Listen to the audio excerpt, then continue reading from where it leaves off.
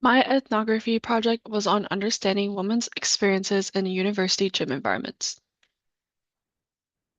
In this study, I conducted 3 solo observational sessions at UC Berkeley's gym and worked out with and interviewed 3 female students of different gym expertise. The goal was to understand women's perceptions of community and comfort in student gym environments. These were the primary research questions I was trying to answer, and I'll be going through each one of them. My first research question was, how does gym expertise influence women's perceptions of community, comfortability, and solidarity? Participants with more gym expertise feel a greater sense of community and solidarity. With more expertise, they are comfortable helping others and sharing a space with strangers. They are also motivated and empowered by seeing regulars or others that are stronger than them. In contrast, participants with less expertise view gym as a purpose of individual workout. One participant noted that even if she saw the same regular people working out, there's no sense of community because she's not interacting with them. Confidence at the gym is closely tied to an individual's gym expertise. Participants with less gym expertise feel less confident and comfortable at the gym because they have a greater fear of being judged or perceived, which discourages experimentation because they don't want to embarrass themselves working out incorrectly. The pressure is further enhanced by the desire to be considerate of others, creating a sense of urgency to finish workouts quickly and free up equipment for others who they feel are more experienced. My next research question was, in what ways do women feel a sense of community or connection at the gym? Participants feel a sense of community through shared struggles, where witnessing their friends or strangers being vulnerable and struggling through a workout builds a connection. The overall atmosphere and ambiance also creates a sense of individual community. For example, observing groups of friends enjoying a workout or seeing people help each other out at the gym creates a more welcoming perception of the gym. The third research question was, what factors contribute to women's perceptions of safety or discomfort in the gym? Before answering this question, I'll go over the journey map of a female student navigating through the gym. The first stage is entering the gym. When you enter the gym, you have a basic impression of how crowded the gym is and the general atmosphere. It may be intimidating if you see tons of people. The next phase is exploration and adjustment, where you find the machine or area you want to work out at. Some of the thoughts that may occur is intimidation by crowded areas, or frustration if all the machines are taken, or just confusion where to start if you have less gym expertise. Next is engaging in the workout. After you find a space to work out, you may feel self-conscious that others are judging you or working out in a vulnerable position. You may also feel pressured to work out quickly so that you don't hog the machine for others. After you finish your sets, that's where you enter the re-navigation and transition phase. You may feel good, but you also need to transition to your next workout and establish space in another area. This also leads to pain points such as needing to adjust your workout based on the crowd or awkward interactions with others where you have to wait for them to finish using a machine. Last is the departure stage. You may either feel good or bad depending on whether you had a good workout and the interactions you had with others. Most of the pain points throughout the stages are due to crowded spaces and interactions with others. More crowds lead to feelings of frustration while waiting for a machine, intimidation by people's behaviors, and anxiety based on fear of being judged. Now I'll break down the factors that contribute to a woman's perception of safety and discomfort. First, I learned that safety is generally not a concern at student gyms because you're surrounded by students and faculty members. There are more safety concerns at community gyms because you're surrounded by a mix of individuals that may pose potential risks. For example, one participant noted that home gyms tend to be more male-dominated, so she is more observant of her surroundings to make sure no one will follow her or is looking at her funny.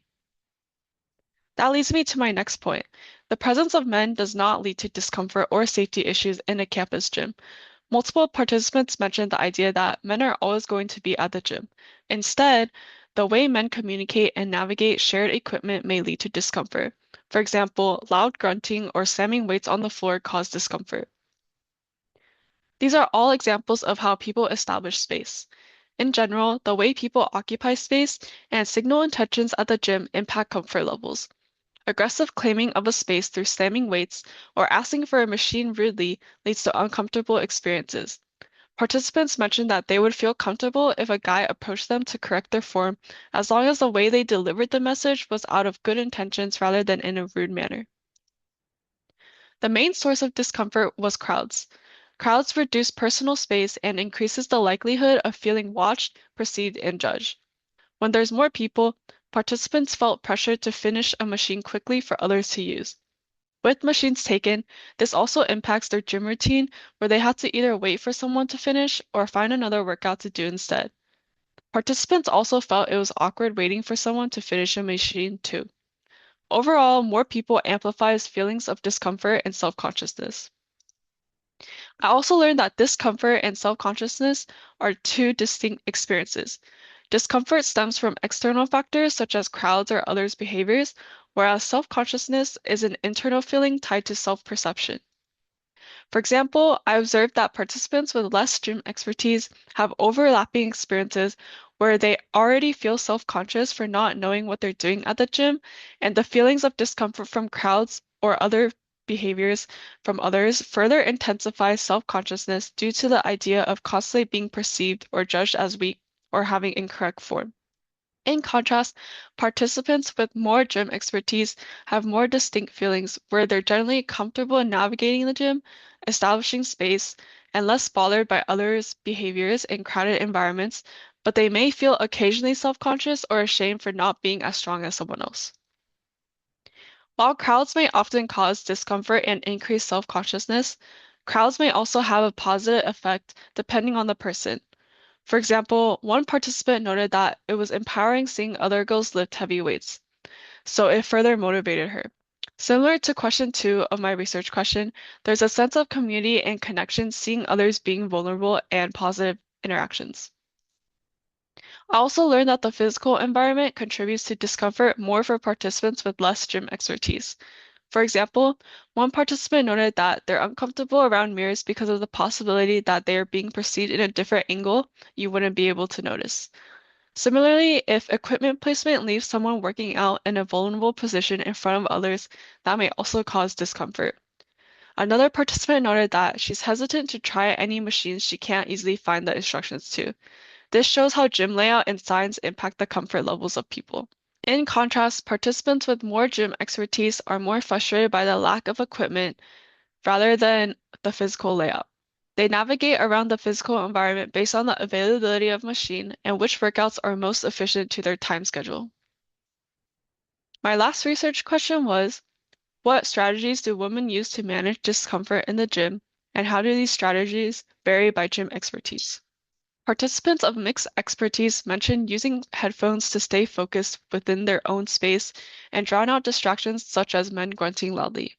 Participants were also flexible with their routines based on the crowd, whether a machine would be open soon, and based on their schedule. Participants with less gym expertise used strategies such as going with friends for moral support and learning from them, or changed their behaviors based on the crowd. For example, they would finish sets quickly to move to a different space with less people, or choose specific workouts that don't create awkward exposing movements. To summarize, gym expertise plays a significant role in shaping comfort and community, where more experience leads to greater confidence and a greater sense of belonging to the gym community. To summarize, gym expertise plays a significant role in shaping comfort and community, where more experience leads to greater confidence and a stronger sense of belonging to the gym community. Regardless of experience, environmental factors such as crowds or people's behaviors significantly impact women's comfort and self-consciousness levels. Lastly, vulnerability and positive interactions build connections and a sense of community. These insights suggest a need to create more inclusive experiences. There should be more clear instructions with visuals or QR codes linked to instructional videos for people with less gym expertise to feel more comfortable exploring new exercises and learning. There should also be ways to manage crowds and machine availability during peak hours, such as virtual online gym queues or real-time equipment availability displays. Lastly, rude and aggressive behaviors cause discomfort, so it's important to be respectful of others and communicate in a respectful manner. Thank you.